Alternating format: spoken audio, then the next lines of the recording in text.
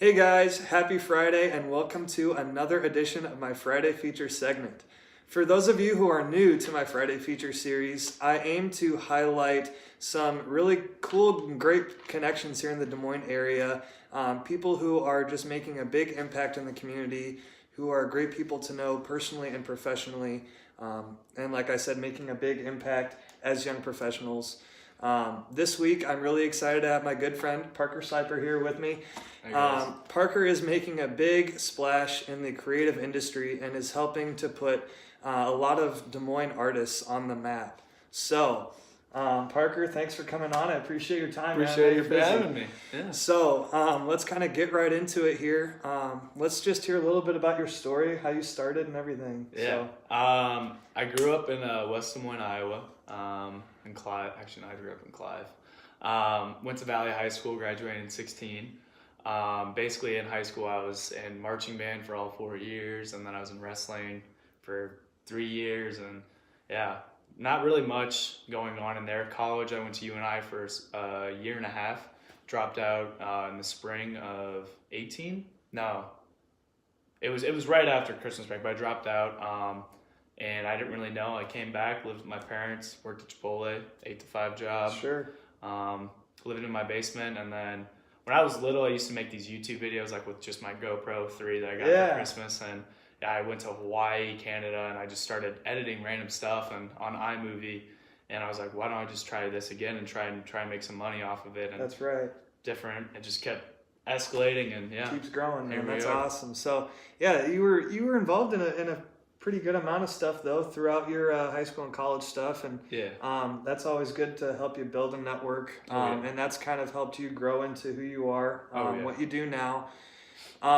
So yeah, you talked a little bit about how you got your start with those videos, just kind of messing around, but what do you kind of specialize in now that you're kind of starting to do this more full time?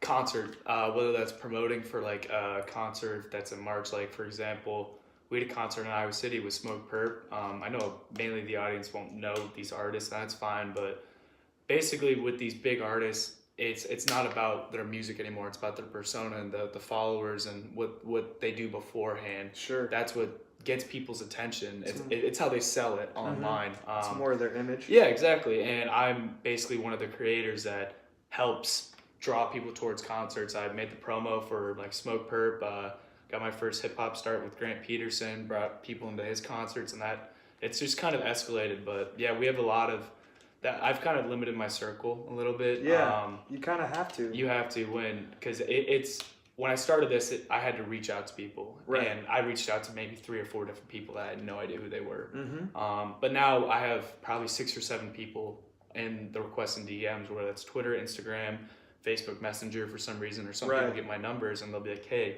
check my stuff out. Like, it's better to have options than no options. Mm-hmm. And now I just get to pick and choose, which is really nice. But that's really cool. So, a lot of that, it starts there again, getting back to basics, with getting out of your comfort zone, being confident enough in yourself and your abilities to reach out to certain people, especially that you don't know. I mean, you're kind of taking a leap of faith there. So that's really cool that you've been able to build up your portfolio of work enough that people are starting to come to you, instead of you having to go find them. So that's really cool. It speaks volumes to the quality of work that this kid does and puts out. So it's really cool to see how he's helped grow the Des Moines area in terms of the music industry and the creative industry. So it's pretty neat. So then you talk a little bit about building the perception and stuff of these artists. What are some of the strategies or things that you do to kind of help build their identity? You have to think about their strengths as an artist. Whether I know you got to think about it as simplistic as possible. Like, sure, I work with this kid named Young Drip and Zay. They're really good at wearing unique clothes that stand out, that people gravitate towards. Right. You when you do this in Iowa, you can't think of it as like an Iowa-based scale. You have to think about it.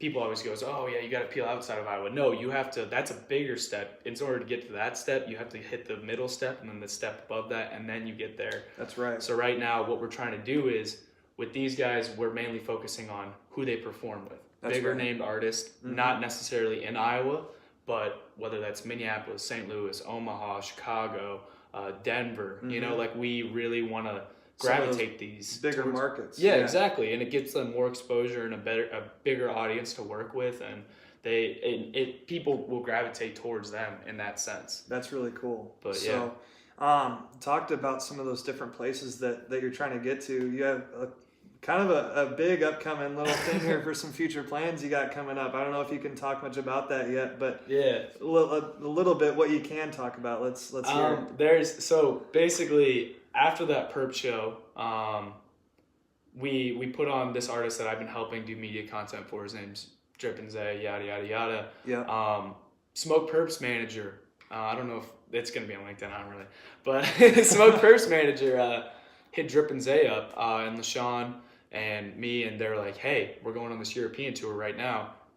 You guys have your passports. We'd love to have you open for us on Europe." And they're on that thing for now the next 2.5 weeks. But they didn't have their passports. Sure. So, and instead of us paying $3,000 for us to get our passports now and deliver like that, Right. we're like, you know what, we'll use this money to invest in that. And so this guy named Reed came up. He works through ESC Studios. He's mainly an investor. He's the one that brought Smoke Perp, and he's kind of took Drip and Zay under his wing. That's really cool. He's got a $20,000 Rolex now, Drip does. Don't give a 17-year-old a $20,000 Rolex, but they went out to Denver, met some other investors, and we have some stuff in the works, possibly tour talks within the next probably month and a half. So that's really cool, man. Yeah, we're pretty excited. You're just helping them level up. Hopefully. Every step of the way. So now kind of to wrap things up, the last question I always ask, I'm stealing a page from the Lewis House School of Greatness playbook here. At the end of every interview, Lewis always asks the interviewee what their 3 truths are. Now, these 3 truths are, if you had to pick up and leave tomorrow and you had to take everything with you except for 3 pieces of advice or 3 pieces of content, what would those 3 things be? So, Parker, what are your 3 truths? That's tough. I'd probably leave my concert promos. One of them. It doesn't matter which one. Advice would be to just not really care and just go for it, but make time for yourself, or else everything will just get overwhelming. That's exactly right. You got to make time for yourself. If you're not right and then you're reaching out to other people, it's just going to collapse on you. Third thing I would say, if I went away, wow. It's tough, man. I'd probably leave my old camera. Yeah, just because everything that I've done, I would want a fresh start if I moved, and I'd be like, I did everything on this camera here in this state. Now it's time to move on to a bigger and better camera with bigger and better opportunities. Bigger and better things. Exactly. That's awesome, man. That's really cool.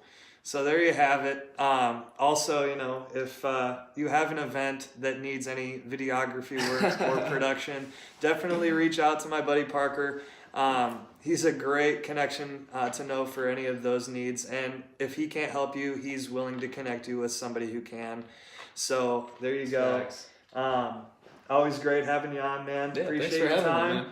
And with that, it's always a great day to have a great day, and I'll see you soon. See you guys.